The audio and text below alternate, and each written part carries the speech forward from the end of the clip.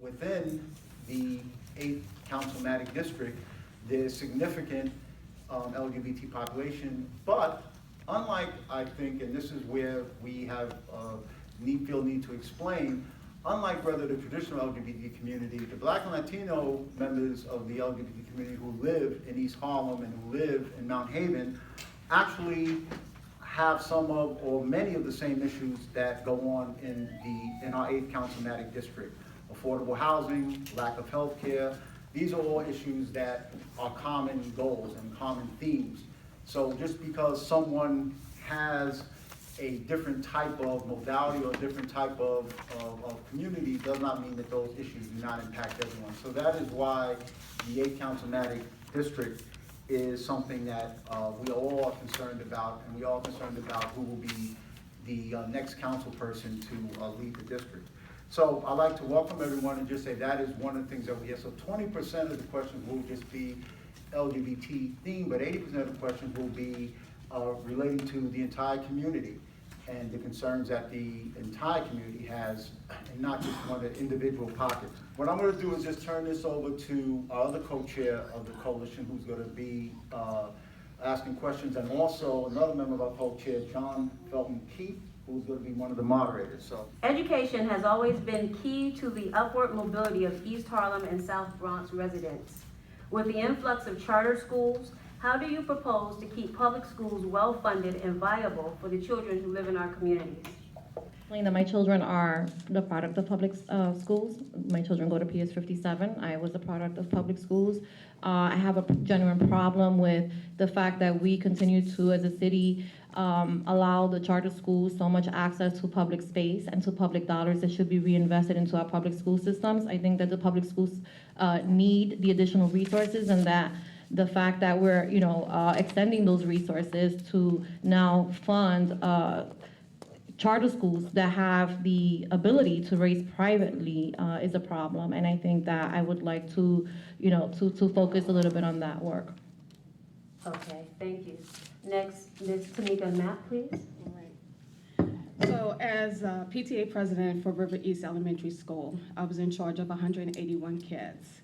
And I was always going to the superintendent's meetings, and the course that we came up with is trying to partner with the child care centers. So I did a pilot program to have our flyers to all the child care centers that's in our district, and we saw an increase of 10% of our enrollment. And to get parent engagement, it's all about making sure that the kids have tutoring for after-school programs, which we do not have, a quality after-school programs, which we need, and we need to try to figure out how we're going to work with the State Assembly and the State Senate to give us the money back for our schools, to give us more money for our marketing outreach. Right now in the public school budget, they'd have $0 to market. So I would like to see another line for that so they can play the even field for charter schools and actually send flyers home to make sure that they know that PS 137 exists, make sure PS 79 exists. And the only way we're going to do that is by marketing. So we have to make sure that our dollars are funded through the school system. Thank you. Mr. Robert Rodriguez. Good evening. I'm a product of New York City Public Schools right here in East Harlem. I'm glad to hear about River East because that was one of the schools that I went to, as well as 112, 206, and Isaac Newton. So you sent me to Albany to make sure that we take care of the investments that need to be made in terms of public schools. And every year that I've gone there, we've increased the numbers to make sure that we provide the educational resources that are needed. But for those of you who follow this closely, you know that the campaign for fiscal equity and the dollars that are deserved by New York City Public Schools are still underpaid. So we have been fighting that fight and have gotten to a point where we are beginning to make the down payments to make that campaign for fiscal equity a reality. But those battles haven't been easy. And just last year, in last year's budget, we had to fight with the governor of this state to make sure that he didn't ignore the commitments that needed to happen to New York City Public Schools. So our districts alone, when you talk about District 4, and you talk about we're owed $34 million in the campaign for fiscal equity. And when you take that across the different school districts, we have a commitment of $3 billion that's still unmet. So there's more work to be done. That's what you sent me to do. That's what I've been fighting for. And that's hopefully what we will get to at the end of the day. But what I want to also talk about is that there's opportunities today that we need to be taking advantage of. In 2014, how many of you voted for a referendum to get technology in your schools? How many people remember that they voted for $2 billion to get into our school system? Right now, how many of those dollars you think have been put into our schools? Zero. Now, these are the pessimists, but it's true. And this is just bureaucracy at its worst. And this is where, hopefully, given the opportunity to serve in the city council, we can begin to push through some of this bureaucracy and figure out how do we get kids out of trailers, because that's what this money was intended for, and technology in our schools. We put out a report that said that we needed millions of dollars to upgrade technology because every single school in District 4 has said that they don't have sufficient broadband access and technology for our schools. If we know that and the money is there, then we have to go out there and get it for our schools and for our kids, and that's what I hope to do for you. My answer is really simple. In fact, just the other day, I found a website that I thought was really interesting. The company, actually it's a nonprofit, reclaimnewyork.org. What their intent is going to find every single checkbook registry in school districts throughout New York, representing the state, and seeing what they're doing in their checkbook and seeing exactly what they're spending. I believe that charter schools are so important for this district. It's amazing that it's capped. I think that should be more charter schools. Charter schools are public schools. When we talk about chasing after dollars, and students, it's such a weird situation for me to think of. And then I think about the entire nation and how the statistics are just horrible. There's about 59% nationwide of black men having graduated high school. There's a serious issue inside the Department of Education. I would really like to look at it, but at the end of the day, I'm for charter schools. I love every single bit that they do and help, and I believe that there should be more charter schools. And I'm upset about the amount that is being capped right now. When you have a situation where you have people who want to get into charter schools so desperately and they can't, it shows that there's something there that is working. I think it's a lot of stress on teachers, and I think a merit-based business or merit-based scale is a little bit better for the students at the end of the day, because they're really getting the most they can possibly have. Thank you. The next question. LGBT blacks and Latinos are a majority in the entire LGBT population within New York City. Yet, organizations created and run by LGBT blacks and Latinos to serve the black and Latino LGBT community receive less than 10% of the funding allocated for LGBT concerns. Do you think this is a fair situation? And if not, what would you do to ensure that black and Latino LGBT organizations receive increased and accurate funding? We'll start with Mr. Dabney Carrera. Yeah, there should be more. I mean, this makes me think about really this mayor. When he took office, there was about 50,000 people who were homeless. Now, if you add the special groups, which is what we're talking about, people who have domestic violence, AIDS, the LGBT community, that number is probably 70,000. These are the crisis level people, and I can't stand to see people like this being kind of pushed away. It happens a whole heck of a lot. Really, everything that I believe and everything I'm going to talk about today is really based on 4 things. Just respect for life, respect for the Constitution, more personal responsibility, and less government. Because I think that personal people, individuals can make better decisions than the government can make for us. And I think that having to beg for more dollars all the time is not a situation where we like to be into. Much rather move from a position of power and make sure that dollars are spent where they need to be instead of worrying about sustainability and if the dollars actually make that there, as we were talking before about $2 billion for school, things of that nature. Mr. Rodriguez. So I think if you look at that 10% number, it's not unique just to the LGBTQ community.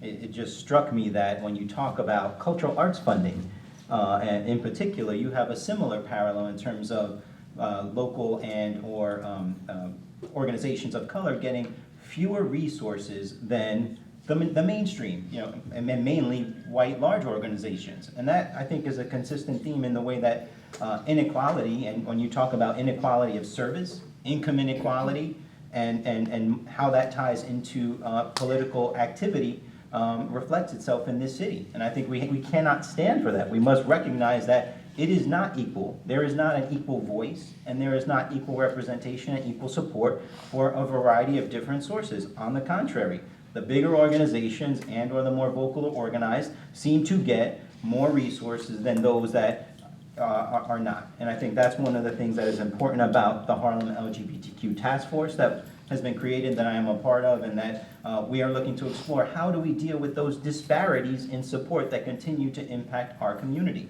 So to answer that question, I think you have to put resources where they are needed. In those organizations that are doing the work and supporting communities that may not be the best organized, that may not have the biggest dollars, but have the most need. And I think that's reflected when we talk about the LGBTQ community, particularly as it impacts Latinos and Hispanics. And I think that constant struggle is one that has to be vocalized and represented by those people who represent them. And I look forward to being that person to stand up for this inequality and bring the resources to those groups that need it most. Thank you. Ms. Tamika Matt, please. Well, as a small business owner and a part of the LGBT community, I think the easy solution is pretty much to open a certification, right? We have minority business owners certification. We might as well add LGBTQ in there as well, so they can get a piece of the pie, and so they can go through the certification process. So we know that they're going to be counted. So we know that resources are going to be handed down to them. Without that certification, we're just going to be turning our wheels over and over again, and we're not going to get the resources that we need. So I just add another line for the MWBE certification, add LGBTQ to it. Thank you. Ms. Ayala. Thank you. So I obviously, am in favor of increasing, the budget items for, these type of organizations. We actually have, we started our own LGBTQ task force through the Speaker's office several years ago, and these are some of the issues that we were tackling as well. How do we, assist our smaller groups in the community? We have in East Harlem, Union Settlement has an LGBTQ group that does really good service, that provides a really good service. And in the Bronx, we have an excellent program called Destination Tomorrow, and it's a really small group that came to us several years ago, and they were struggling because they didn't have the resources they needed to provide services in the South Bronx. They have been overlooked by many other organizations and funders because they didn't have the resources that they needed, right? If you don't, they look at your bottom line, and if you don't have enough money, they just, kind of throw you to the side. And so, we've been able to increase their funding, and we continue to support them in the community, but obviously I think that there should be some level of equity amongst the groups throughout citywide. Thank you. And just in full disclosure, Destination Tomorrow is a member of the NYC Equality Coalition. Next question. All right. The communities within the 8th Community District, like East Harlem, have historically been a welcoming home to various immigrant populations. How do you intend to support and empower our immigrant populations? I'll start with Ms. Mapp, please. One of my platforms is pretty much a pathway to citizenship, making sure that all law-abiding citizen has an affordable path to citizenship. Right now, they're getting robbed by just scam lawyers. So I would like to see budget line items in a community partnership with your community to trying to figure out how we can do that affordably. So if they can't afford a path to citizenship, they can get one through the city council. Thank you. Mr. Dabby Carreras, please. Thank you. Thank you. Got my name. Three times the charm. Yes, I love it. Really simply, citizenship is amazing. I think that everybody here should be a citizen. Unfortunately, everyone is not, but it doesn't mean that everyone can't be.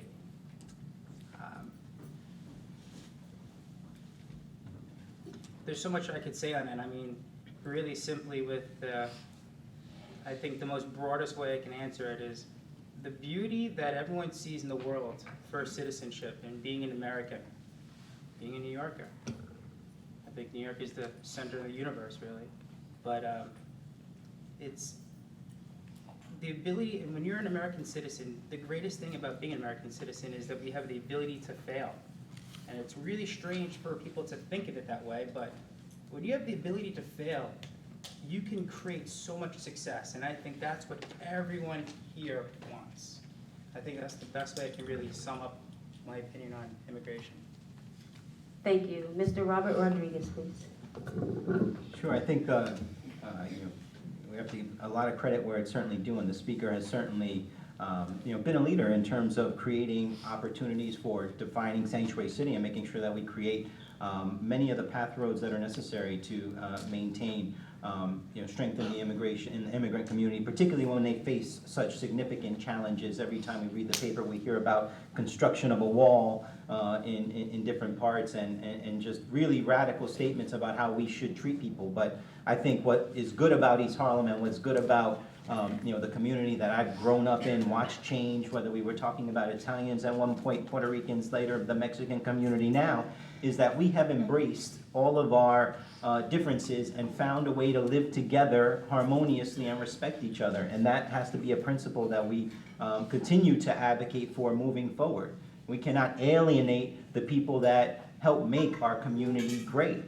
Whether or not they choose to stand up and say with a voice that I am a citizen or not, you are a person and a neighbor in our community and worthy of respect. And as a result, we have to continue to empower that. So we have great organizations in East Harlem that do that. Certainly Little Sisters, certainly Union Settlement, and make sure that they have the ability to serve the population, because we know that we have all been in those shoes at one point. And if it's not us, it was our grandparents or our parents or the next group of people who are going to come after us. And I think that is what is special about what's in the DNA of East Harlem and the South Bronx, and what really is something that we have to protect moving forward. And it's not just immigrants, it's the LGBTQ community, as well as any other community that considers itself or at times is viewed upon as being a minority. Thank you. Ms. Diana Ayala, please. So I think that we do that, we help people obtain citizenship by, one, increasing funding, for legal services to help them do that, which I think that we've done that. The speaker has done an excellent job on that end. We also work on decreasing the fees for the application processes, which are very expensive, and oftentimes, our community residents are unable to pay. And we also fight back against the Trump administration's proposals for his, immigration reform plans that not only targets, but, it creates barriers for people that have lived here their entire lives, for children that, cross the border at very young ages and, are now being faced with deportation because, of minor traffic, infractions, or because, like many, of us, got in trouble at some point, but for nothing serious. And so I think that we do that way. Thank you. Okay. Moving on, the next question. For the first time in years, the possibility of having an LGBT center in Harlem is a reality. Do you support this? Why or why not? And if you do support it, how would you support obtaining the funding and the approvals needed to make the center a reality and to help it thrive? We'll start with Mr. Rodriguez, please. Sure, I support that wholeheartedly, and I hope some of the sites that you're looking at are in the 8th Council District.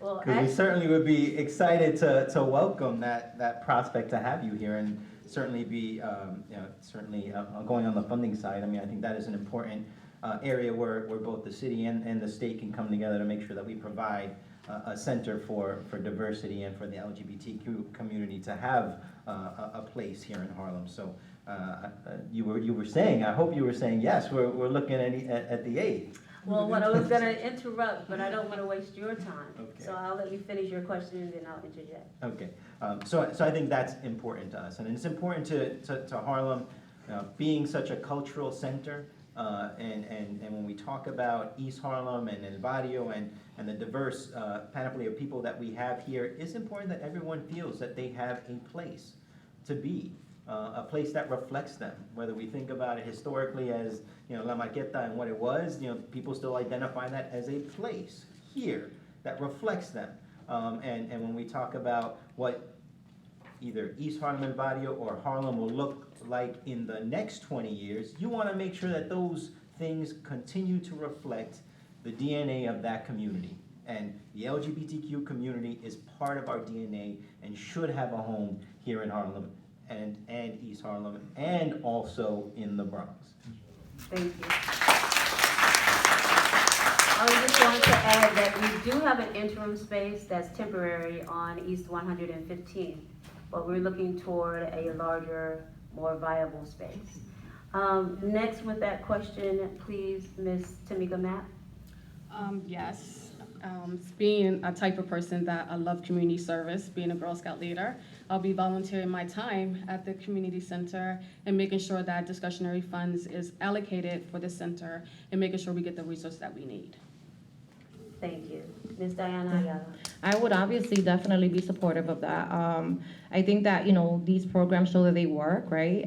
They provide, especially our young people, an opportunity to engage and to, dialogue with people that have shared interests and shared concerns. And so I would definitely be very supportive of that. And if elected to the city council, I would look forward to funding something like that.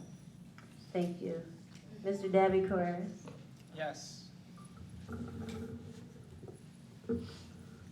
I as well believe that this is one of the biggest issues that's happening inside the city. Our mayor should be putting more money and finding more money with the rest of the council and other different government officials to programs that help more people. Right now, we have a situation where our mayor is basically going in on a loan. I mean, he's moved away from the governor. I mean, it used to be 50, 25, 25. Now the mayor's just doing all on his own because he's removing a lot of the necessary components of participation into follow-up of programs. Getting more money into programs instead of going away from the governor and just doing it yourself makes it so that we have very little things for us, like HHC, the Hotel Community Corporation. I mean, all the money is from there, and child support services. These things should get more dollars towards the program, specifically the LGBTQ community. I think that a space anywhere in Harlem, which is beautiful, but East Harlem specifically, where it has a lot of culture, a lot of art, is perfect. And I'm looking forward to be, just as the Assemblyman said, over in the 8th. I mean, pretty neat. All right. The next question. The issue of affordable housing affects everyone. What have you done and what would you do to ensure that more affordable housing is available to the residents of the 8th Council District? We would like to start with Ms. Diana Ayala. Okay. Well, for those of you that don't know me, I have spent the last 11 years working for New York City Council Speaker Melissa Mark Viverito, and one of the things that I've done in that office is that I've headed the Constituent Services Department. In doing that, I come in contact with individuals who have a multitude of housing-related issues, right? Either they're being harassed out of their current units, or they cannot afford the apartments that they live in, or they're looking for housing that they cannot afford. Well, and often, sometimes that's the case as well, but looking for affordable housing. I have spent the last 11 years organizing residents to, one, keep them in place, because I think that preservation is important, and we have invested a lot of resources in legal services to try to help in cases where, you know, legal action is required, to keep our residents, East Harlem and South Bronx residents, in their homes, because oftentimes what we find is that people leave their apartments unnecessarily because they're being harassed and they just don't understand that they have rights to stay, you know, in place. So we've been able to keep a lot of people housed that way. We've also had instances where we've had individuals come to us, and by then the entire building has been vacated with the exception of one individual. And so we have fought hard not only to keep that person in place, because we understand that by losing that one individual, we now lose an entire building of unstabilized units. So preservation has been really important to us, and organizing has been the centerpiece of a lot of the work that I have done in this community. I have also, you know, I'm an advocate of you know, obviously building more affordable housing. And when we talk about affordable housing, obviously people have different ideas of what that means. My, you know, perception of that, having been a person who depended on affordable housing my entire life, I am a product of public housing. I grew up in Lillian-walled houses. I have lived off of the Jiggets program before it was transitioned into the FEPS program. So I understand, you know, the need for more affordable housing. I think that we need deeper affordable housing. I think that we need to invest in our community land trust model, which we have also been very actively engaged in and recruiting buildings to. It's a fabulous model, but I also believe that, you know, we need to start considering, you know, building for the future, and that future includes, you know, a multitude of young people that are moving, not moving into this community, but have lived in this community and gone to college and come back. So I'm very much an advocate for, you know, mixed housing. Thank you. Ms. Tamika Knapp, please. So before you can talk about affordable housing, we need to talk about living wages. So the first thing we need to do is raise the wage to at least the minimum of $20 an hour, with inflation up to the $26.17 that's supposed to be in. Then everybody will be able to afford affordable housing. First, we need to preserve our affordable housing, not build affordable housing. We need to make sure that HPD is accountable for their actions, and making sure that the maintenance code is enforced, and making sure that everybody knows what HPD need to be happening and need to be done. And HPD needs an independent body to make sure that they're doing code up to code. Because right now I have some Girl Scouts that's living in poor conditions that's not up to code, and that's HPD's fault. So we can't build new stuff without preserving the same things that we have. And I'm also in favor of the Movement for Justice 10-point housing plan, as well as Picture the Homeless housing in that warehouse. Because as I look around the community, I see the commercial space all decked out, but up top where it's affordable apartments, they're all boarded up. That's where people can go at. So where are they supposed to go? Affordable housing need to be at every income bracket, not just for the $30,000. It need to be happening at the $7,000 level, at the $6,000 level, at the $5,000 level. People who get on SSI, welfare, and disability, where are they supposed to go if new housing comes up? Are we gonna build so they can afford that? No, that's not what's happening. We're getting zoned out, rezoning, we're getting pushed out, so somebody needs to stand. I've been in this community for 8 years, and that's what I've been doing, going from organization to organization and organization, lending my voice and trying to figure out how can I bring Cincinnati's plan called Rebuilding Lives to East Harlem, because that's what we need to do. We need to rebuild people's lives so they can be able to afford the affordable housing that we have. Thank you. Mr. Robert Rodriguez, please. Well, I think we all acknowledge that there's an affordable housing crisis. Whatever level of affordability you recognize or identify with, there's not enough of it.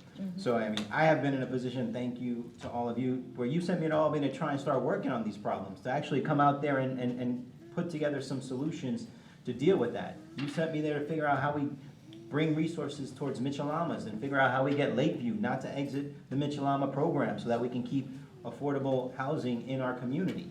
And that's what we've been doing. There's $75 million for Mitchell-Lamas to try and preserve them. Billions of dollars that have been allocated for affordable housing and supportive housing. That's just the state part. The city part is also moving underway. But all of that being said, we know that as a community, we have to be able to access that housing. That needs to be able to hit all the income levels that register here now. We know that 55% of the residents of this community make less than $50,000. That's over half. So those are clearly the areas that we need to be focusing on when we talk about new affordable housing. Now, we've spent a lot of time, I've been a member of the community board, chair of the community board, been your assembly member for 7 years, and identified what we want to see in terms of affordable housing in this community. 50-30-20 model has been something that the community board has talked about and continues to fight for in terms of what they want to see in terms of affordability. We need to make sure that we do that.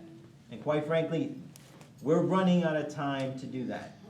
We're running out of land. Preservation is vital. The Lakeviews, the 1199s, and the Franklin Plazas of the world have to be preserved, or there goes our workforce housing. New York City public housing, huge capital needs, right? And I like to share this one. You sent me up to Albany, and before that, the state gave $0 to public housing. Not $1. We had to fight tooth and nail to make sure that the state stepped up and started making some contributions. 2 years ago, it was $100 million.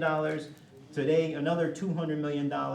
And hopefully we continue to build upon that, because there are 400,000 residents in New York City housing that depend upon, even now, more than ever, the state and the city to step up and help out and fix some of these capital issues. That's the future that we have to have here in East Harlem, because so much of our housing stock is in those two areas, that middle-class workforce housing and New York City public housing.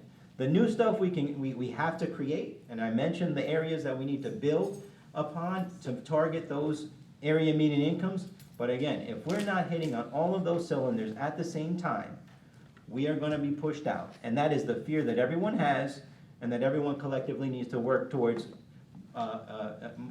doing. And when we talk about the work that has to happen, any development in this community has to make the community preference of 50%. Otherwise, we are building housing for other people. Thank you, Mr. Rodriguez. Mr. Debbie Carreras, please. So, a lot of talk about housing. You know what the mayor's plan is, really, with housing? 90 shelters. And community-based jails. Moving Rikers Island jail to every single one of the boroughs, specifically where people were, as he says, where they came from or so. So that's East Harlem, the 8th, South Bronx. Area that's very much in a flood zone. It also needs to be fixed. This is not the way for people to live.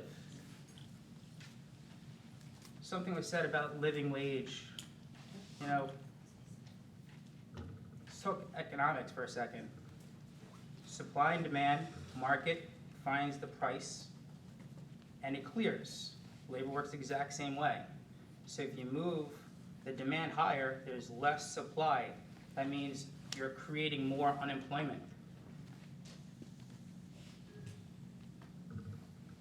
I don't blame or fault somebody who's trying to make someone have an increased income.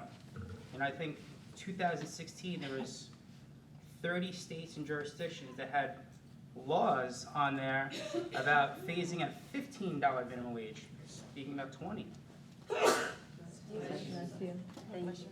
The CBO, so many people put out, I can't even go into the statistics, but specifically a CBO, I remember, when there is a $15 minimum wage, that's about 7 million jobs that are lost. Los Angeles did it, actually. And I think American Apparel laid off 500 people. You know, this is not how you help the people who are at the bottom, who wanted to crawl up the economic ladder. I can't imagine, like I said before, young people right now they are seeing almost 3 generations of welfare, which is not the American belief that everyone wants, you know, the American dream. Possibly community jails, and an education system that needs to be stronger and beefed up. I love STEM. I think that's awesome. But the housing situation has to be looked at a lot better than 90 shelters and trying to tinker around with the link 1, 2, 3, 4, 5 and all the different types of voucher systems that are not getting through for people. It's not the way to have a very strong society. It's not a way to have the center of the universe, as I say, of New York. I don't want to see people in my district struggling like that, so. Thank you, Mr. Carreras. The next question. The most recent hate crime statistics show that in New York City, 62% of homicide victims were people of color, 50% Black and 13% Latino, with 67% of the victims being transgender or gender nonconforming, a 20% increase over the same period the preceding year. This is in addition to increasing rates of violence against LGBT youth. What would you do to address these concerns? We'll start with Mr. Carreras. I really bring it down to bad leadership at the top. And if the mayor was working with, how it always has been, with the governor, instead of saying, hey, he's not playing with us, the mayor is actually going on his own to much rather give people money than actually fix the big underlying issue of all these things is poverty. He'd much rather give people money than have a permanent fix to poverty. So back with the answer is he has to go back and give monies back to these other programs and work with the governor and balance this, because we cannot sustain it. I mean, there's going to be huge, like I said before, HHC is in dire financial straits. Child support, well, these are programs that are so needed that the mayor is going on his own. So, right back to the exact same answer from before. Again, these crisis levels are, I can't believe it. It's really crazy for a major city like us to have these kind of issues. We should not have these issues. More dollars, bigger programs, they'll help. Thank you. Thank you, Mr. Carrera. Next will be Ms. Ayala, please. I mean, violence is something that has plagued our community for a really long time. You know, I mentioned before that I grew up in public housing. I've lost, you know, several members of my own family to gun violence, so it's something that's very important to me as well. I've worked very diligently with our local precincts, with, you know, NYCHA resident leaders, because we've had a lot of shooting incidences as well in public housing in the last few years. It's a very, you know, difficult subject matter. I know that, you know, in the last year we've also had, I think it's upwards of 15 trans murders, and that's a shame, right? But I think that we also as a community need to be outraged. We need to show up, right? We have all of these vigils, we have all of these walks, but we could be doing more. Where is that, you know, where are we channeling that anger, right? Are we sitting here venting about it, or are we showing up? When we have shooting responses, we usually get 10 people to show up, you know? A young person lost their lives and we get 10 people to show up. Where is the community outrage? You know, we can't do this on our own. We need to do this collectively, and it takes all of us to be able to create change. And I think that it's something that is really near and dear to my heart. It really breaks my heart when I have to, you know, counsel a mother who has just lost her child. And it doesn't matter whether you're a person of color, whether you're an LGBT, you know, a member of the LGBTQ community. I mean, a human life is a human life, and we need to have a little bit more respect for that. So, Thank you. Ms. Matt, please. All right. So first of all of our NYPD's officers need training in technology, in terminology and sensitivity right off the gate before they even come in our communities and trying to house and police us. We need to stop underreporting domestic violence, because yes, it happens in the LGBT community more often than none, and it gets underreported. And then we need to prosecute our NYPD police officers who abuse their powers with our LGBT members. And that's how we're going to stop all the murders, when we have a collective voice, community as well as police come together as a community and educate the whole community about terminology and sensitivity. It just boils down to that level. Thank you, Ms. Mapp. Mr. Rodriguez, please. Sure, I think public safety and violence, I mean, is something that can never be accepted, something that we should always fight against. And what we see is that there's a particular group that's disproportionately being impacted by violence, and we have to stand up for that. And I think that's why it's so important when we talk about training elements, having a LGBTQ center, people understanding the differences in this community, and in particular, understand that there is a lack of acceptance in certain places that is feeding into this sense of violence. And we have to deal with that head on and confront some of those biases that exist in many of our communities, whether it's the African American community or the Latino community, and talk about that. Because at some point we're not respecting one another, and on the contrary, we're disrespecting each other and members of our community. So we have to, one, recognize that is happening, behind the surface, in addition to putting together the programs and the police training and the community trainings, and to deal with the issues on youth violence and bullying and all of those things that come along with some of the differences that we have amongst members of our community. So I think we need to do all of that as well as deal with policing issues, dealing with the training issues, and providing programming to make our community safer. All those things have to happen at the same time, and I'm proud of the commitment of many of our colleagues here on the panel, talking with some really good suggestions about how to do that. Thank you. Okay, so one more question along the lines of issues, and then we're going to change lanes a little bit and talk about your experience. Here's the last question about the issues. The utilization of the waterfront and park space is an issue within this council district. What are your thoughts or involvement in this issue? We'll start with Mr. Carreras. Well, I run a community garden, Lifespire Garden. If anyone knows about the gardens, especially in East Harlem, sorry about South Bronx, I have to visit there a little bit more, but I'm sure the exact same scenarios are existing. There are an overpopulation of our parks. If you look at the records and see how many people are there, I mean, most people are using these services and going to the parks. I mean, I realize there is the right to shelter. I mean, that's very important. But let's say there's 20 people on the books, 14 won't even live there. That's more dollars. I mean, fixing the entire Esplanade is also very important. I mean, I said before, we're in a huge flood zone that goes all the way through the City Council 8th. These are serious things that I would help and foster and work with every single person to have the state work with the city again.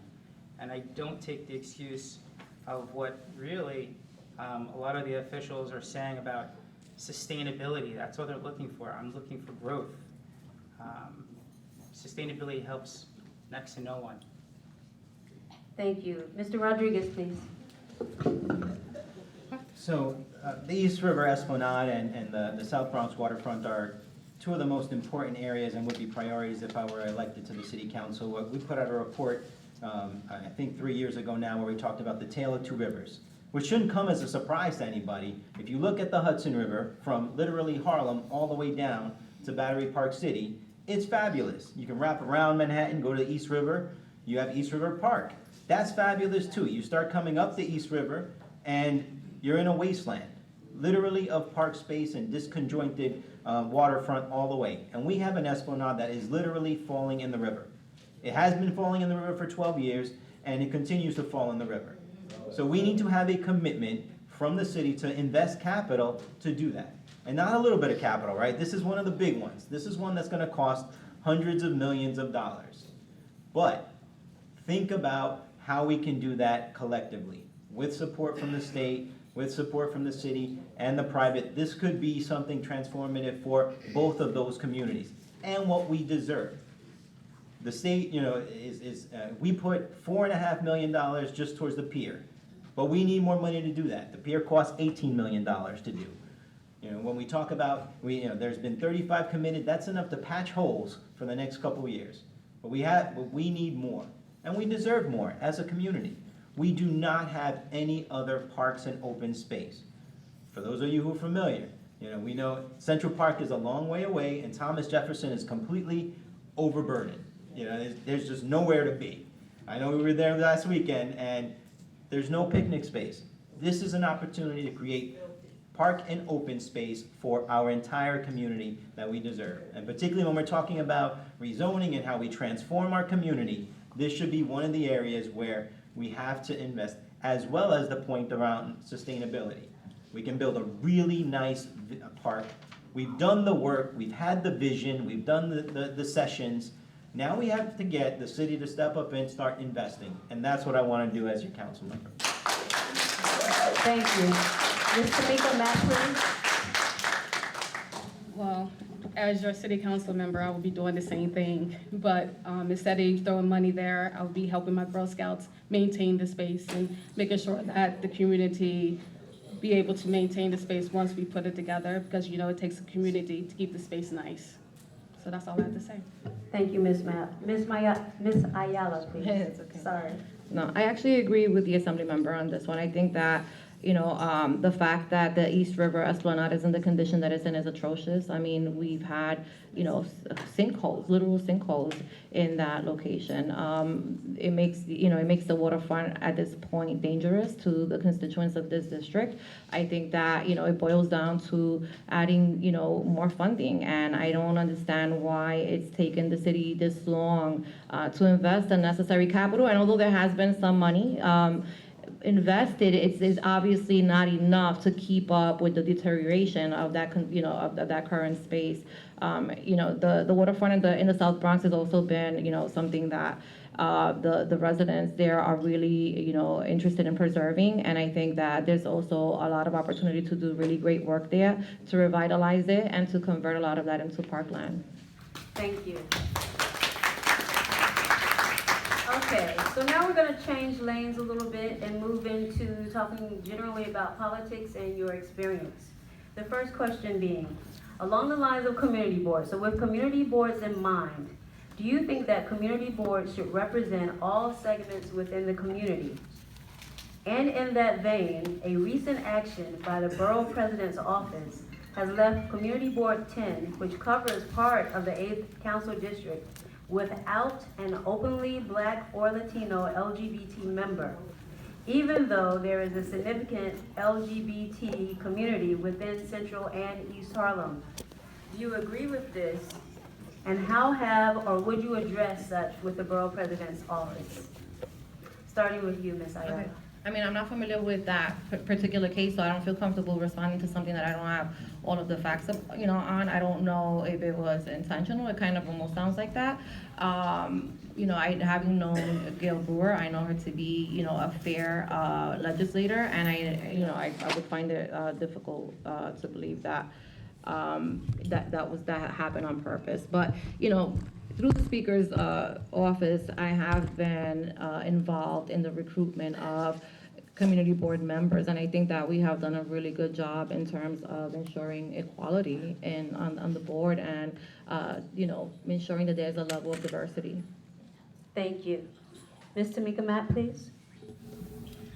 Okay, so I will work with the Manhattan Borough President to make sure there is equal representation. And if there's not one, give my recommendations for the community board. I know me trying to get on the community board, it's been like hell. I've been trying for the last 8.5 years. I get to the interviews and they ask me, what's one thing can be changed about the community board? When I say accountability, I never get called back. So when we do bring people of color, of LGBT, we need to make sure that they're gonna hold the board accountable for their actions. And we need to bring that back, making sure that, I know it's an unpaid position, but you sign up for this job and you need to take it seriously. So, because the voices of your community lies on your back, the decisions that it makes for your community lies on that back for the community board.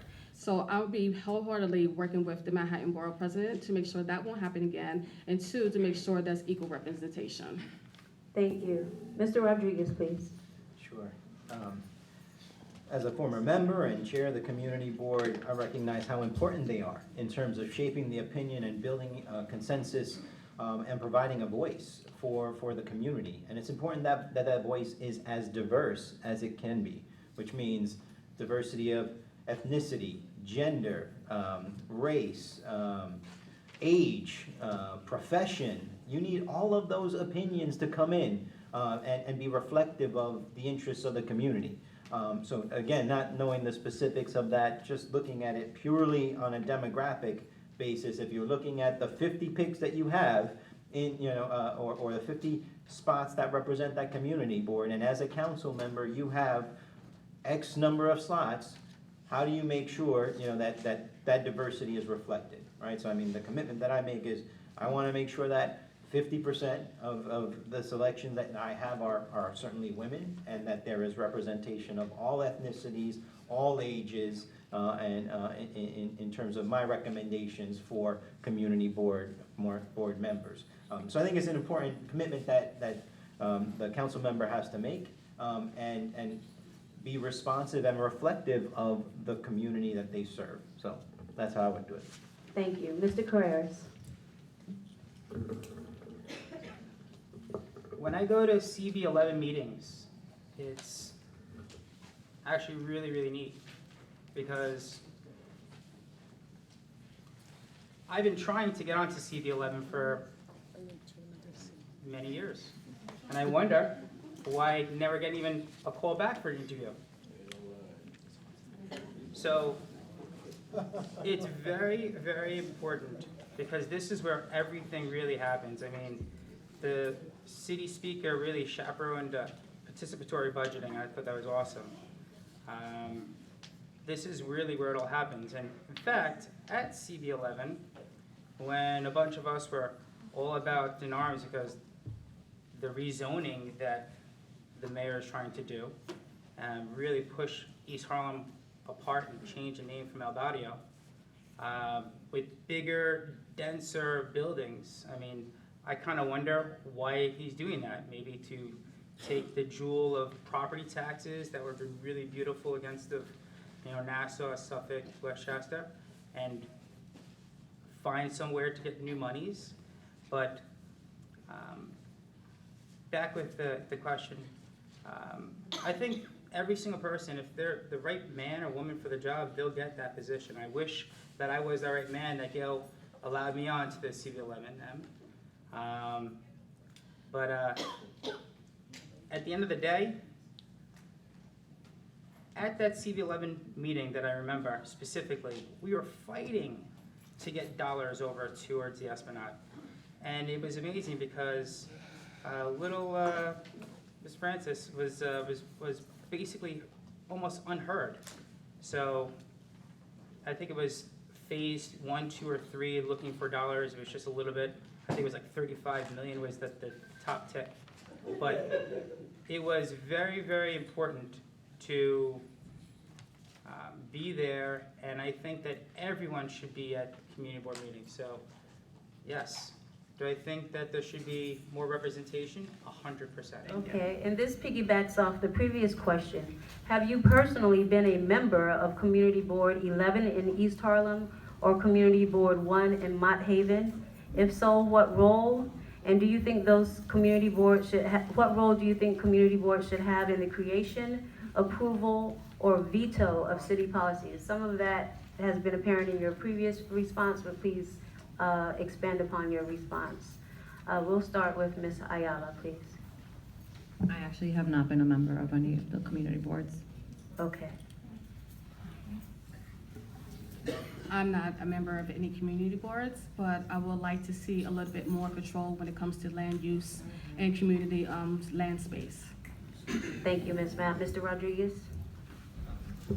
I have been a member and been fortunate to have chaired it or taken on that tough role. I think some of the gray hair I have is as a result of trying to get 50 people from different walks of life to try to agree on something. But I'm proud of the time that we spent doing that. I'm proud of the accomplishments that we have. We had an affordable housing guidelines that came out of that, which I think still exist in some form to this day.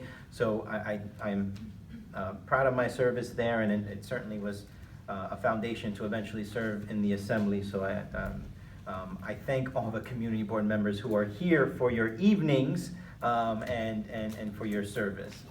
Thank you. Mr. Carrera. I think when you go to community boards,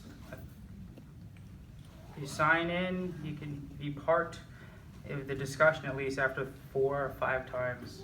But being part of the actual board, there's a whole interview process. So other experience I would give is in finance. That's really what it comes down to. In the community board, all the dollars, that's where it's really discussed about, and monies are pushed in a certain direction or a certain program. And it's always, we're fighting to get this, but we never get it. That's crazy to me. There should not be just a fight to get something and just have this sustainability, just work on sustainability. I'd much rather have us thrive. That's what humans are to do, to thrive. And having to fight for so many different things and never have any tremendous success, and seeing the city fall backwards on a lot of different issues, the totality of it is very sad to me. So I implore everybody to join community boards and be there, be present, whether you're a member officially or not. Thank you. Okay, the next question. What, if any, role does the city council have in stemming the tide in the incidence of violent crimes in general? And if elected, how will you use the office to ensure the safety of all council district residents? We'll start with Mr. Rodriguez, please. So public safety is one of the most important things, and when we look at surveys from people about what are the things that they like to change about their neighborhood, 2 things pop up consistently in the top numbers: sanitation and public safety. Making sure that our communities are safe, making sure that you don't have gun violence, making sure that you can walk in and out of your neighborhood at different times of the night and not have to worry about something happening to you or a loved one. Like, that continues to be one of the things that we struggle with. Whether you look at the 4-0 and some of the recent press, or whether you look at East Harlem and some of the gang-related shootings that we've had recently, or you look at the quality of life craziness on 125th Street. Those are the issues that impact our quality of life in East Harlem, and we have to think about what's the role of the police in terms of dealing with, first, some of the gang-related youth activities, and how do we bridge that gap which currently exists, and where our young people feel like they are being victimized more than they are being defended. So that's something that we have oversight on as the council, and have the ability to make that call and conversation and have hearings and talk about how we address youth in our community. And then we have to talk about the issues of community policing. How do we do that? How do we deal with quality of life issues in areas that need significant support and help?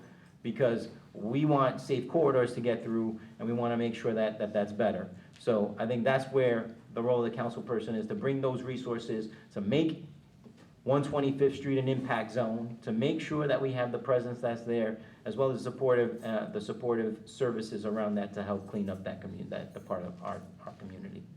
Thank you. Mr. Carreras, please. Crime. I mean, it just seems like it goes hand in hand with everything else. I mean, I just feel that having a strong leader in the city council would really push the mayor to fix a lot of the issues that he's just, crime is going down. Yes, it's going down because they're just not reporting it. Look at the relationship the mayor has with the police. I mean, he went out to Germany when in our district, an officer was killed. That relationship with officials, specifically around the mayor, is very much lacking. And I would like to see a lot of these people who are getting hurt and a lot of different domestic violence and LGBT community who have literally seen the most violent crimes. I mean, there's statistics you could read every single day about issues that are happening to people, and it really comes back to really poor leadership from the mayor, and I think a strong leader in the city council will push the mayor to do things that maybe the governor has not been able to brighten this mayor. So I would like to see strength, real leadership, supporting the police department. These people protect you, they're employees of the state. Okay, I'd just like to follow up, Mr. Kraris. Exactly which officer are you referring to? If I'm not mistaken, there was one that was killed in another area of the Bronx, but not within the 8th district. Yes, I'm sorry, I misspoke on that. But there are many officers who are killed. I mean, I don't want to bring officers' names as a statistic. I believe that we have to support our people in blue, and every single one who is lost, or every single officer who is left unnamed, should be cared for. So, very much Blue Lives Matter. Thank you. Ms. Ayala, please. Yeah, the first step is, we need to show up. We need to be present in our own communities. We need to come, together with our community stakeholders. In East Harlem specifically, I'll speak on that because I've done a lot of work on, public safety matters, specifically on 125th Street, which the assembly member referenced, where we had, a large incidence of, we had a lot of violence, we had a lot of homeless issues, we had a lot of garbage issues, we had a lot of quality of life complaints, and we put in a lot of effort, in trying to clean up that area. That area is nowhere near where we want it to be. It's a work in progress, but it is, a lot better than it was when we found it several years ago.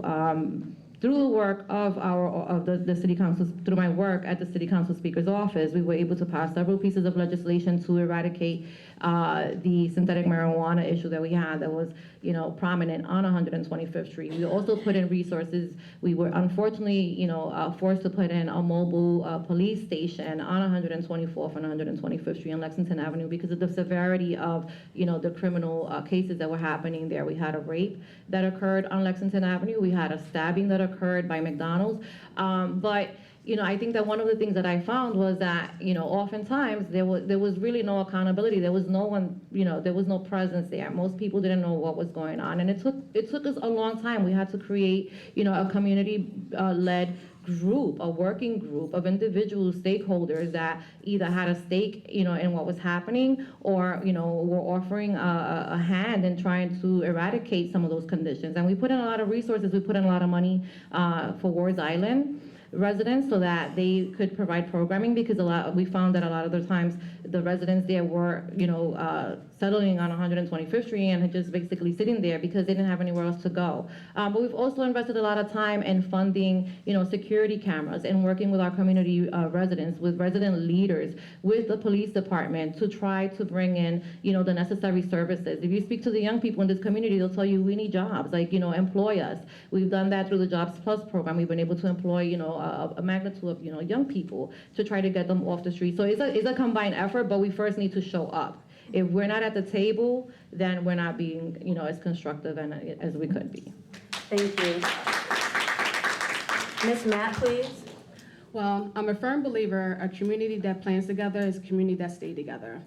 So I will be having community groups where all age of the spectrums come together and figure out what they want for the community because their voices is not being heard. We can do whatever we want, but if it's not geared to our young people, they're not going to come. So we need more quality after-school programs in our community to help them with the reading and writing and the comprehension, which they don't get in school or get help from their parents because they work in 3 jobs. We're back to the living wage thing once again. So when we talk about 125th Street and all the homeless people is there is because the funding has been taken away. Instead of trying to put more shelters up, we need to figure out why is their funding being cut and try to give them the funding to be able to do job training, a proper case management program, and a proper permanent housing. Because without the skills of a case manager, people on the street, they cannot get the resources they need, and they cannot become back to rebuilding lives. We're all about rebuilding lives. And how you're gonna rebuild lives is pretty much giving them a case manager with job training, quality job training. And when people come to your office, actually returning people's phone calls and not turning them away. And when you're in a power of position, actually giving money to these organizations so they can thrive instead of just talking about it. You know, we need somebody that's gonna actually roll up their sleeves and get it done, and that's what I'm planning to do. In the interest of time, we're just going to shorten the time from 3 minutes to respond to, what is it? 1 minute. 1 minute. To Lightning round. 1 minute to respond. And these are actually some questions that are pretty cut and dry. Okay. All right, next question. Do you think having prior experience as an elected official, no matter what capacity, is important or relevant to serving as the next 8th City Council District person? And explain it. Thank you all. Thank you all. But let's remember our decorum, please. Thank you. I appreciate your excitement, but let's remember our decorum. We will start with Mr. Carreras, please. I think the beauty of our country is that you don't have to already have been doing something to be great in something. Being an elected official, I don't know how that really computes, because if you are an elected official and you are really bad at your job, does it mean that you should be elected again? No. Goes again me to think about Bill de Blasio, I'm sorry. No, the best people for the job should get the job. They should keep on working there. I think every single person coming together and bringing solutions will be helpful. I mean, this is where I come from in business. You know, I have hundreds of phone calls and talking to all these different people. You find the best solutions. So I don't think that you have to have an elected position to be a great leader. Thank you. Mr. Rodriguez, please.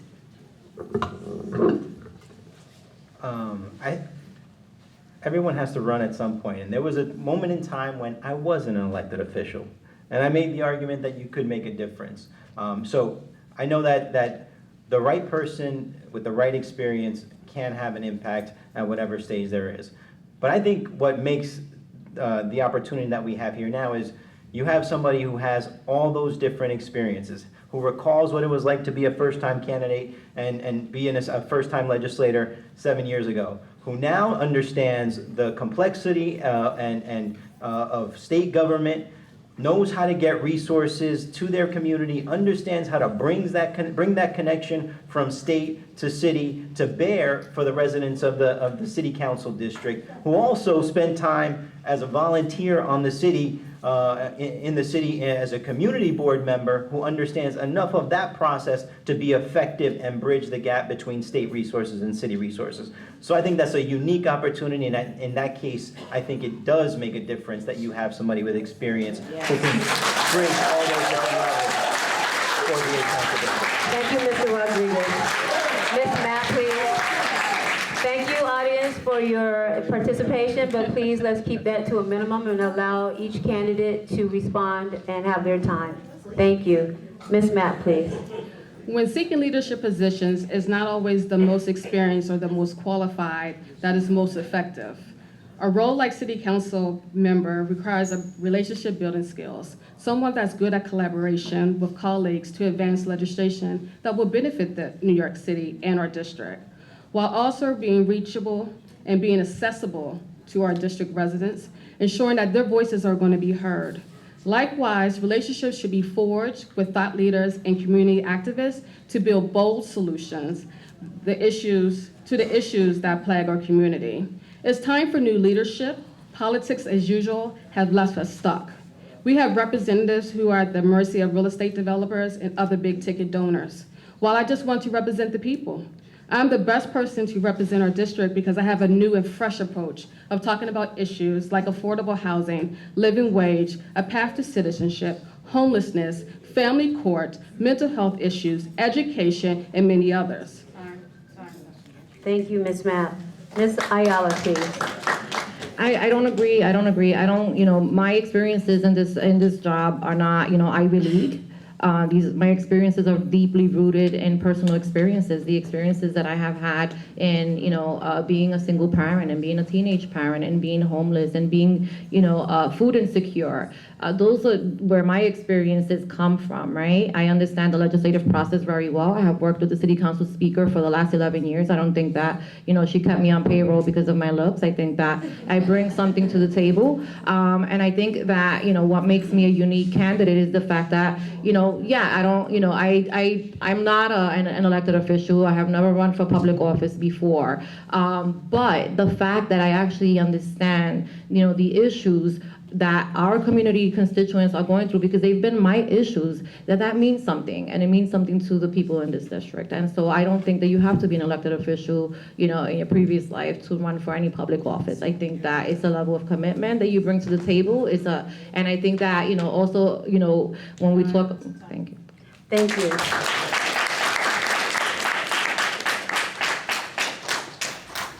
The next question is, which elected officials and community leaders have endorsed your candidacy? Why do you think this is important? We'll start with Mr. Carreras, please. I actually have a celebrity endorsement. I'm not sure if you know, I'm so surprised. Very important person for the arts. His name is Cheech Marin. He is a fraternity brother of mine, Robert Anthony Marin. He is one of the largest owners of Chiquino Art. He's Mexican-American, or American. And Chiquino Art, yes. And I told him a little bit about myself, and he thought it was amazing and very, very important. It's one of the reasons why I'm running on a ballot access for a different office at different parties. But I think an endorsement is good. I think the other endorsements that I've received from other different leaders are awesome, but I think his really stands out. Ms. Mapp, please. As of right now, I do not have any endorsements, and I don't think it's necessary, because sometimes when you have endorsements, you're kind of beholden to the people who endorse you, so you won't be able to have bold solutions and ideas to get this community up and running. I'm a proud member of the National Women Political Caucus of New York City, and I'm a part of the Sheroes of New York. There's 12 women across the spectrum coming together to lift our voices as women and to make sure that other women sit at the table, get out to vote, run for office, and be themselves. Thank you. Ms. Ayala, please. Okay. So I've actually been endorsed by the New York City Council Speaker, the New York City Progressive Caucus, Make the Road Action, the Working Families Party, 32BJ, Unite Here Local 100, CWA, Bronx Borough President Diaz, Council Member Salamanca, Torres, and Palma, Congress Member Adriano Espaillat, RWDSU, PSC CUNY, Teamsters Joint Council, United Auto Workers, Hotel Trades, and Building Trades so far. Thank you. Mr. Rodriguez, please. I think the question was elected officials, and I think it's important to mention that, because I think Tamika Mapp made a good point about being able to build a collaborative environment with your colleagues to be able to eventually pass legislation and to be able to get resources for your community. That matters. If people don't want to pick up the other phone call, on the other end, then you're not going to be able to get your bill passed. You're not going to be able to get the resources that you need. So I think it's important, and we've been able to bring together a broad coalition of support, both in the East Harlem and the South Bronx District. Manhattan County and Bronx County have supported all the elected representatives that represent the area. When we talk about the East Harlem side, we have Councilmember Bill Perkins, Senator Brian Benjamin. We also have on the Senator Serrano, Congressman Serrano. On our Bronx side, we have Marcos Crespo, Carmen Arroyo, LaToya Joyner, Vanessa Gibson, and these are all my colleagues who I've worked with in the legislature. Thank you, Mr. And look forward to Rodriguez. working with in the council. Okay. The next question is, how long have you lived within the 8th Council District? We'll just start with you, Mr. Carreras, and go down the line to you, Ms. Ayala. Since June 2008. Mr. Rodriguez, please. Born and raised in East Harlem. Ms. Knapp, please. Since August of 2009. Ms. Ayala, please. I currently live in East Harlem. I've lived here since 2009, but since I lived in the High Bridge section of the South Bronx, and I would say 20 years in the 8th District. Okay, thank you. All right, now we're gonna do something maybe a little different here, but let's see if you can bear with me. Each of you is going to have a chance to ask one and only one other candidate one question. The candidate will have 1 minute to respond to your question, and then you may give a 1-minute rebuttal. Are there any questions about that? Because then I'll give you time to decide which candidate you'd like to ask a question of and what that question may be. This one I'm just gonna defer to the ladies, because why not? So, Ms. Ayala, which candidate would you like to ask a question of? I don't like this game. I thought you said that you wanted us to be nice. I think that, my one question, I would direct it to the assembly member. I think there has been a lot of question about, my experiences in this community, but I think that, I have shown up. I have shown up time and time again, and I have yet to see the assembly member. We've had shooting incidences, we've had, traumatic events that have happened in the community, and I think that one of the concerns that the community has is the fact that the assembly member has not been present, and so I would like to know, where he's been. Okay. 1-minute response, please. Sure. Right here in East Harlem, if you recall, we have certainly done marches together, and when we were doing press conferences on 125th Street to talk about people getting killed at McDonald's. And I just wanted to, and certainly remind people that also, as an elected representative, we spend a significant amount of time going back and forth to Albany, but that does not take away from our commitments and the amount of time and energy that's spent dealing with the issues that exist here in East Harlem. So people ask where we are. We're right here in East Harlem, where we have always been, serving our community and attending all the events that we can, including every single family day for the last 7 years. So I think maybe you're just not looking hard enough. Okay. Thank you. This is a lightning round, so let's keep our applause to a minimum, please. You have 1 minute for rebuttal, and then we're gonna keep it moving in this interest of time. I'm not gonna rebut, because I think that, I don't even have to really respond to that, because the constituents of this district, you can say whatever you want at a forum, but you have to respond to the constituents in the voting, constituency of this district that have been present and that have also observed that the assembly member has been kind of MIA from this community for a while. Okay, thank you again. Audience, please cooperate. Next question, please, Ms. Mapp, and to whom are you targeting your question? Unfortunately, it's going to be the Assemblyman, Rodriguez. Bill A11296, direct criminal justice to identify nonprofit agencies that provide sensitivity training to identify lesbian, gay, bisexual, transgender crime victims. You put your name on that bill in 2009 and 2010. Why hasn't it been passed yet? That particular piece of legislation from 09 and 010 is not ringing a bell. I've been on that legislation. I'm sure that I'm probably not the lead sponsor, so I don't think I could fairly speak to what's happening with that particular piece of legislation and why it hasn't moved forward. Okay, thank you. Now, My rebuttal? we're actually gonna cut that part just in time. I had to get a time check, so I apologize for that. But the next question goes to you, Mr. Rodriguez. Sure. For Ms. Ayala, I think one of the things when we talked about 125th Street is that your entire discussion was as if it were in the past tense, as if all the problems about 125th Street have gotten better. I haven't seen them get better. I've seen them actually get worse. There are more businesses closed now than there were 2 years ago.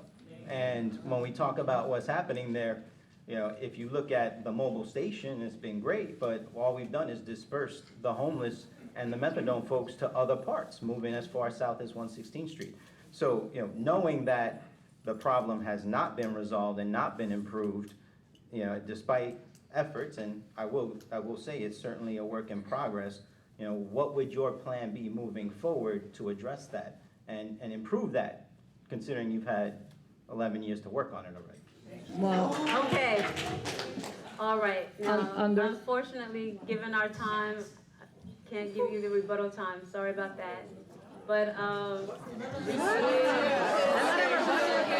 give my time on that. I'll give up my question on that. Excuse me. We're gonna go ahead and give time. Yeah. Thank you. Thank you. I mean, I think it's interesting that he would bring that example up, as a matter of fact, because we have, for the last 4 years, been invested as an office and have extended a multitude of invitations to the assembly member to participate in the discussions around 125th Street. Not only has he not shown up, but then he went and presented in his little testimony that he just gave when he had his press conference, our plan of action for that corridor, which included the eradicating the K2, which included removing the grates, which included improving sanitation, all of the things that we have done. And when he says that businesses have been closed, yes, they have. And I'm really excited about that. You know why? Because these are the same businesses that were poisoning our community with synthetic marijuana and were thriving off of the revenue that they were making off of that. So if they're closed, I'm really excited about that, and I'm happy to have more open. No rebuttal. We didn't have time for a rebuttal. Sorry, Robert. Okay, thank you. Mr. Carreras. Excuse me. We will have decorum. Mr. Carreras, please. I just have one question. I just want to know. To whom are you asking your question? I don't know, it's kind of. To everybody. I guess you work. I'm sorry. To everybody? Diana Yella. Yes. Excuse me. You work with Melissa Mark Viverito, Yes. and she supports Oscar Lopez Rivera. I want to know if you feel the same way. I will tell you. Excuse me, please. Thank you, audience. First, thank you for asking, because I mean, I have been accused of taking Yes. positions that I haven't taken. I have never taken an actual position on Oscar Lopez Rivera. When I was 2 years old when the bombing occurred, it was not a conversation that we had in my household, so I actually didn't even know who he was until a few years ago. And the advocacy work that the speaker did, she did in her own time. It was not something that was part of our work. It was not something that was part of our office. I believe that, that President Obama, who knows more than I do, felt that, Mr. Lopez had done more than enough time and that he deserved to come out earlier than, anticipated. I don't really have a position on that. I don't feel that, I have all of the facts. I don't feel that I'm qualified to really respond to that. I will, allow the Okay. president to respond. Thank you very much. Okay, so that wasn't too painful. Our next section will be the final comments from the candidates, and then we'll have a response from our coalition members. So you have 1 minute to just sort of put your platform forward, say what you're about, and any final comments that you have. And we will just simply start with Mr. Carreras, then go to Mr. Rodriguez, then to Ms. Mapp, and then again to you, Ms. Ayala. Nice to meet you guys all again. Thank you for sharing this time with us. I really appreciate the entire pull together. I heard that I wasn't even found. They couldn't find my number, but I was on the flyer and I made it. So I'm happy that everyone made it today to hear all of us speak today. I'm not as polished as the regular politician in banking, but I believe in just 4 big things: respect for life, respect for the Constitution, more personal responsibility, and less government. Everything can be solved there. If we have strong leadership, working properly with the state and federal level, I think our city will be so vibrant, and I think that the 8th will be even more vibrant. That's myself in a nutshell. Thank you. Thank you. Mr. Rodriguez, please. As a lifelong resident of East Harlem and someone who has spent the last 15 years serving the community and 7 years as the assembly member, we have significant challenges around affordable housing, NYCHA, and improving our quality of life and improving our park and open space and getting to the things that we deserve as a community. Stuff that we have been missing and stuff that we deserve. And I look forward to taking the challenges straight on. I've demonstrated my ability to bring resources to this community, the 2nd Avenue subway, moving it from 96th Street to 125th Street, identifying areas that can transform the community, whether we're talking about the Esplanade, and also just fighting to make sure that we can stay here with affordable housing and preserving Machalama. So those are the things that I've built my career on. Those are the reasons why I even joined the community board, was to figure out how we could create a place where we could stay and reflects our culture and our diversity and our values, and hopefully I can continue to do that facing the headwinds that exist in the future. Thank you. Here in the 8th. Thank you. Ms. Matt, please. Well, I sit on the advisory board for 596 acres, advocating for community land access. I teach aspiring entrepreneurs through the services of Webull training. That's to new and existing small business, so we can have our small business stay in business inside of District 8. Also manage 70 leaders and lead 421 young women to reach their dreams and become an active part of this community. So I am your best choice for City Council District 8 because of my experience of being in the community, from my experience of showing up when it needs to be showing up, from my experience of rolling up my sleeve and getting a little dirty and talking about uncomfortable situations and uncomfortable topics to get the conversations rolling. So I'm Tamika Mapp. The election is September 12th. Vote for me. Thank you, Ms. Matt. Ms. Ayala, please. So, I mean, it's pretty simple. I am not a politician. I am not a career politician. I have never run for public office, and I have no intention of running for anything other than the city council. I have been here for 20 years, and I don't take that lightly, and I don't think that anyone else should. I have worked in senior services. I started in East Harlem in the late 90s working at, of Corsi Senior Center, and then I was promoted to director of the Carver Houses Senior Center, where I spent 7 years prior to coming to work for the city council speaker. That's 20 years of combined experience in this community, and 20 years where I have deep, ties to the community residents here. I'm actually in apartments. I am in every resident meeting. I don't just come up to Family Day. I go to the resident meetings. I am involved every single day. So what I don't know, I have learned. And I have learned because I have put my feet to the ground and I have been engaged with the community. And I think that I need, and I would love to see more women in city council. This is a year where we're losing possibly, 5 women candidates, 5 female council members, where we could be down to 0 Latinas Ms. in city Ayala. council. Often, particularly in the LGBT community, people go out and get endorsements from people who live in Brooklyn and people who live in the Village and don't live in East Harlem or the Bronx. So it's good that there was acknowledged the presence today. And also to thank all of you folks who are coming out. What do we call people in this room? The super prime. So those of us in politics, I see Charlie Diaz is out there, right? People who vote if there's only one person on the ballot, right, is here tonight. So the super primes. So thank you all for coming out tonight. Thank the candidates, and we look forward to seeing you again at the next event.